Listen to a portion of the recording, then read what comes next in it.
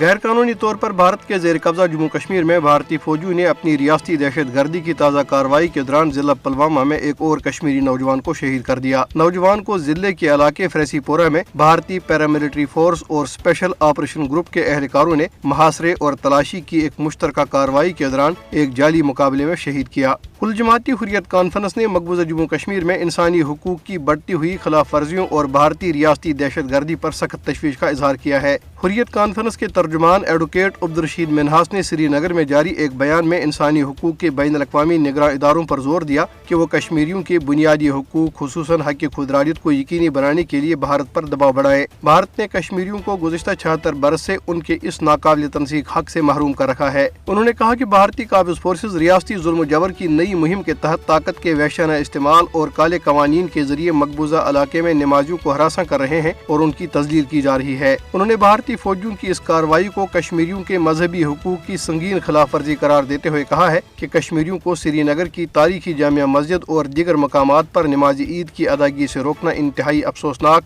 اور انتہائی قابل مذمت ہے۔ عبدالرشید منہاس نے اس بات پر زور دیا کہ کشمیریوں کی منفرد شناخت کا تحفظ اور بھارتی تسلط سے ان کی آزادی کی جدوجہد آپس میں مکمل طور پر ہم آہنگ ہے۔ کل جماعتی حریت کانفرنس کے سینئر رہنما آغا سید حسن الموسوی الصفی نے عید الفطر کے پرمسرت موقع پہ مسلمانوں کو دل کی گہرائیوں سے مبارکباد پیش کرتے ہوئے مظلوم فلسطینیوں کے ساتھ یکجہتی اور اسرائیل کے غیر قانونی تسلط سے ان کی آزادی کی دعا کی ہے۔ انہوں نے انصاف اور انسانی حقوق کے احترام کی اہمیت پر زور دیتے ہوئے مسلمانوں سے کہا کہ وہ مظلوم فلسطینیوں کو اپنی دعاؤں میں یاد رکھیں۔ ادھر آزاد کشمیر کے دارالحکومت مظفر آباد میں کشمیری مہاجرین نے عید نماز کے بعد فلسطین اور کشمیر کے محکوم عوام کے ساتھ ظہری یکجہتی کے لیے ریلی کا انعقاد کیا۔ ریلی میں شریک شہریوں نے فلسطین اور کشمیر میں آزادی کے لیے زبردست نعرہ بازی کی۔ ریلی کی قیادت پاسبان حریت کے چیئرمین عزیر احمد غزالی، مولانا عبدالماجد، قاری بلال احمد فاروقی، محمد یونس میر، عثمان علی ہاشم اور قاضی محمد خوشحال نے کی۔ اس موقع پہ مقررین نے اقوام عالم پر زور دیا کہ وہ کشمیر اور فلسطین میں قتل عام کو روکنے کے لیے آگے آئیں۔